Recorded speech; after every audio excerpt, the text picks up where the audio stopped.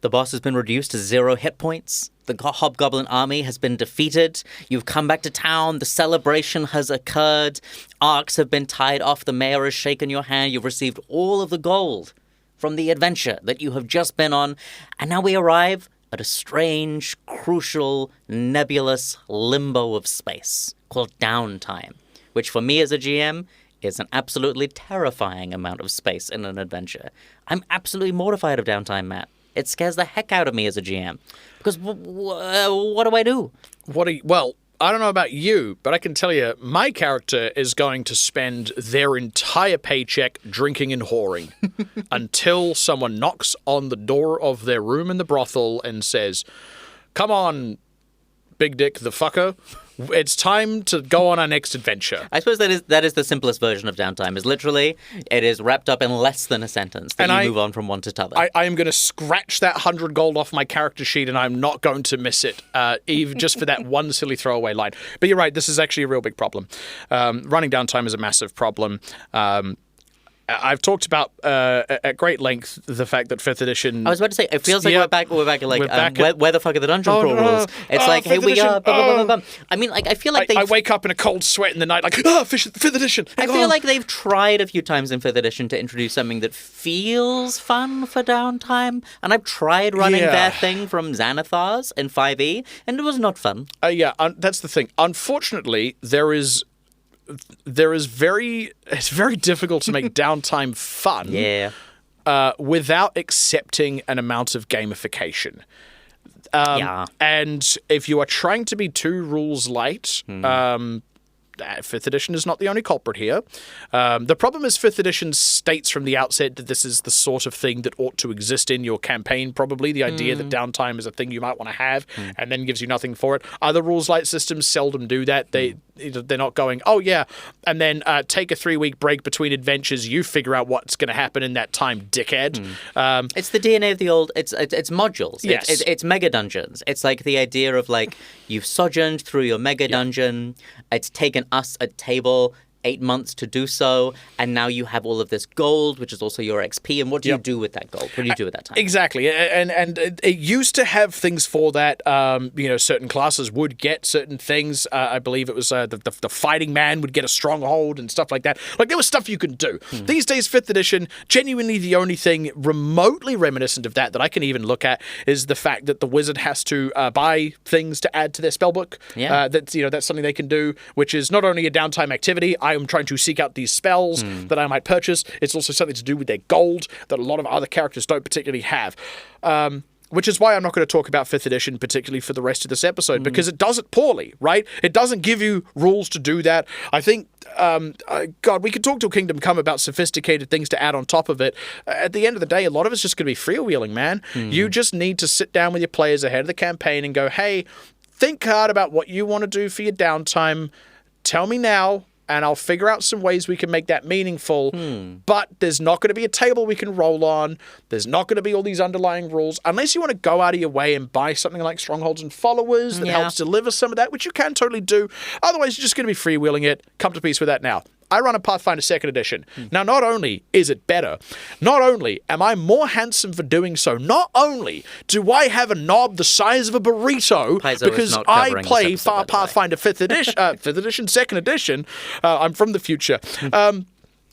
It gives me stuff to do in downtime. Cool. Oh, praise be Paizo. Now, the main one is earning income, and it's boring as piss. I've never used it. I don't care. I could see campaigns where it's maybe worthwhile. I played the Pathfinder 2e version of Kingmaker. It sucks balls. It's really, really bad. It's got all these extra layers to have you building up a town, doing all the politicking and these rolls you're going to make, and it's just not fun. It's a whole lot of busy work. It's really clunky. It doesn't work well, but they do have a lot of other great downtime things, such as retraining. Oops, I took a feat that has proven to be unhelpful. I need to find somebody who I can train with so I can swap feats out. And the game goes, okay, you need to find a suitable trainer. It costs this much gold depending on the level of the feat, and you need 1 week of downtime. Hey, I'm an alchemist. I want to craft these things that I can give to my allies so that they can use them in combat. Okay, here's how much that costs. Here's how much the recipe costs. Here's how much time it takes. Here's the DC of the check. If you spend additional time, you can lower that DC. It gives you everything for all of it. Now what happens is I've got players seeking out downtime because they go, hey, I want to craft a bunch of scrolls for this thing that's coming up. Let me know when we can have a week. And I'm like, well, probably now. You're not under any time pressure. And then since they've got a week, I look at the table and I go, what are the rest of you doing in that week? And then they all come up with something. The barbarian goes drinking and whoring. I go, cool, mark 20 gold off your sheet.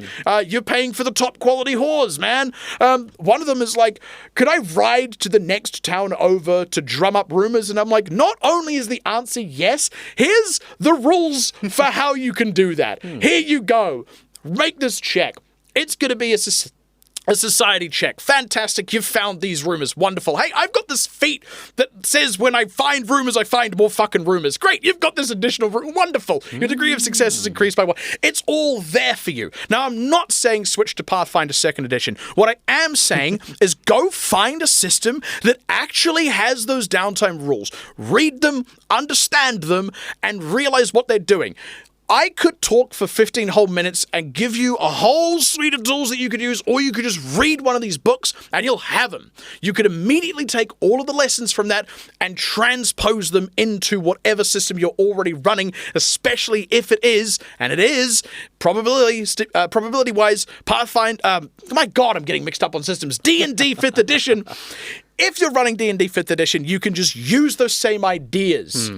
You know, hey, I want to generate some spell scrolls in the spell scrolls. That's what spell. What's going on in my head today, Patty? You said spell scrolls. Spell scrolls. I saw your eyes flick to my beard just there. Skells bowls.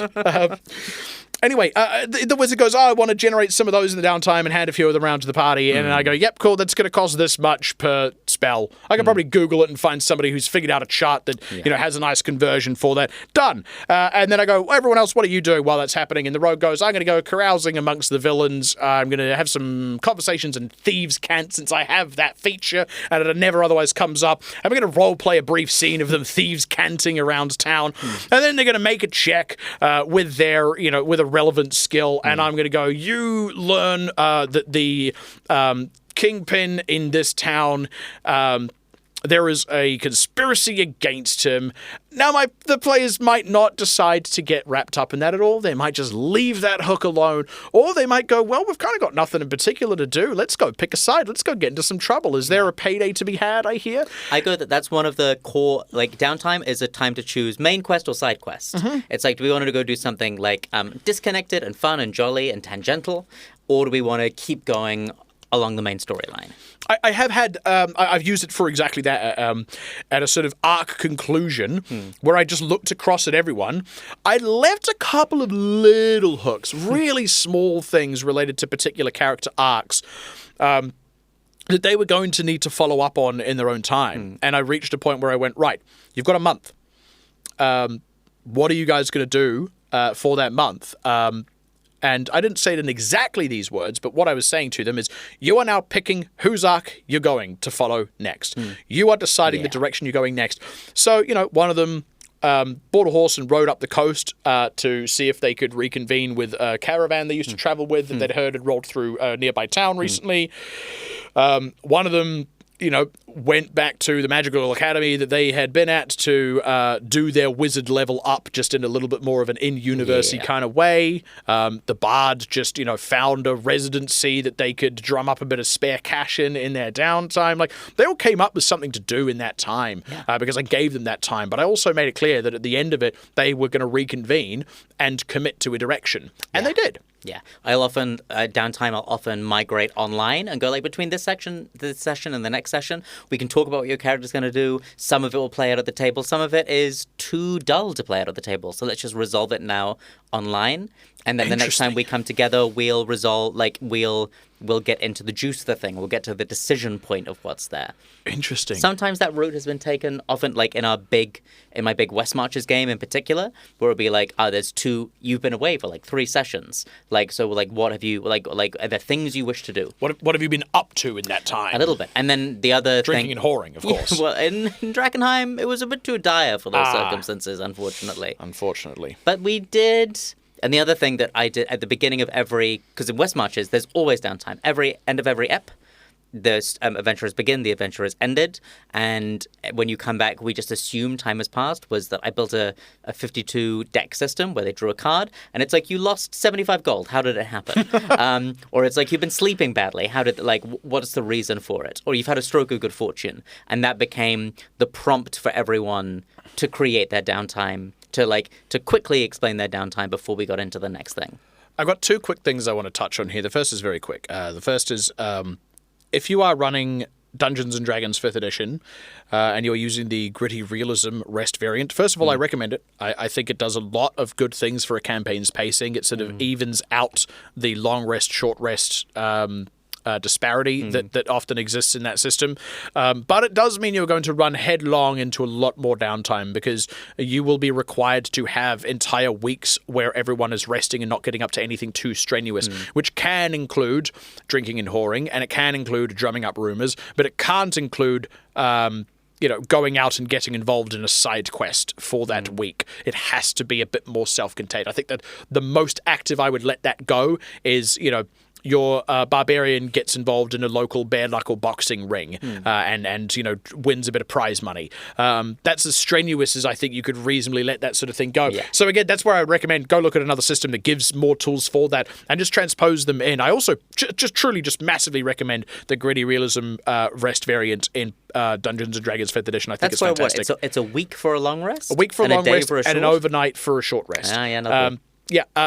Brilliant.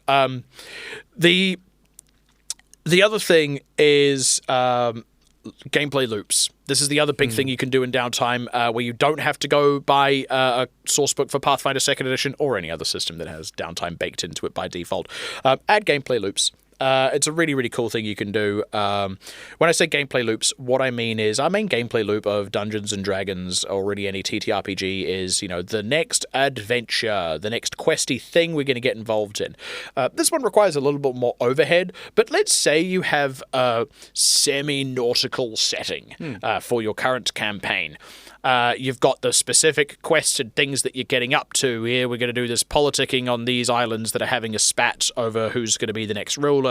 Here's this lost island, and we're going to go, delving for a shipwreck there, yada, yada, yada. And in between those, while they're back in port, you can go, okay, who wants to go pirating? Here is a table that I can roll on that has the ship you encounter while you are out raiding. It is going to have a complication, a weather or sea condition or, some issue with your ship or maybe some issue with their ship. And then we're going to roll some dice to resolve that raid that you do. It's going to take us 15 to 20 minutes to resolve it, and at the end of it, you're going to come away with a little bit of booty from your raid. Or maybe not. Maybe you lost out. Maybe it didn't go so well. But it's just this neat little loop that you can throw in that the players know is there. Next time they have downtime, they go, a couple of us are going to go raiding. Yeah, I agree. I think that simple is best, often. It's kind of like whatever it's going to be, it needs to be still fun and flavorful for the player. But I go, if there is a system that is presented and easy to access, by all means access it. But if you are going to create something that is so simple for you and is still evocative of essentially... the ... of this, I suppose, is we're looking for buzzword verisimilitude in the world. To go does the world still exist beyond the adventure? Oh my God. Does the world still exist? Is it still active? Is it still moving and evolving around our players as they live within it? And I think something that's interesting is early on when you're GMing, I think a lot of people struggle with the opposite, which is creating time pressure, creating a reason to continue now rather than muck around and wait for a week. Once you got a handle on how to do that and how to add that time pressure motivation where it's required, you start to have the opposite problem where people may want downtime and never get it. we spend 2 years with this campaign and it all rolled out over the course of like a week in universe. That's crazy. Yeah. Just like narratively, that feels weird. Or they sort of bump into these natural moments of downtime and you've sort of got nothing to do in them. It's the opposite to the problem of trying to create time pressure, trying to create stakes to keep the plot moving. What do we do when the plot needn't move for a moment? What are we interested in? Well, I suppose we could come back to Ma as well. I was just thinking that. Yeah, so like the idea of like if you as a table, but especially you as a GM go, now is my time to give context and credence and power to either later dramatic action that I know is going to happen or dramatic action that has just happened, and allow for that moment of breath and of space, then you can use it dramaturgically with great specificity. And that's where I think you go, hey, Corentin, you have just discovered over the course of the last 2 weeks something profound about your lineage that you did not previously know. Now you have, for the first time since then, some quiet moments to yourself. What are you up to this week? And again, you're prompting them, you're letting them lead it, and then he goes, probably going to go drinking and whoring. That's all the time we have for this episode. Thank you so much for tuning into the One Shot Show, and we'll see you in the next one. If you enjoyed that episode of the One Shot Show, please consider supporting us on Patreon. Go to patreon.com/oneshot-show. You'll see all of the offerings available. You can commission custom episodes. You can get video versions of our regular weekly episodes. You can get monthly bonus episodes where we deep dive into particular topics. You can submit questions for our regular Q&A format, and we have a new offering that we're going to be launching this month, where at the end of each month we will do a live Q&A session in our Discord server talking about the episodes from the most recent month. Also, for the next 3 months, anyone who backs us on Patreon will get 5 complimentary invites to our Discord server as we grow that community further. Please check it out and please support the show.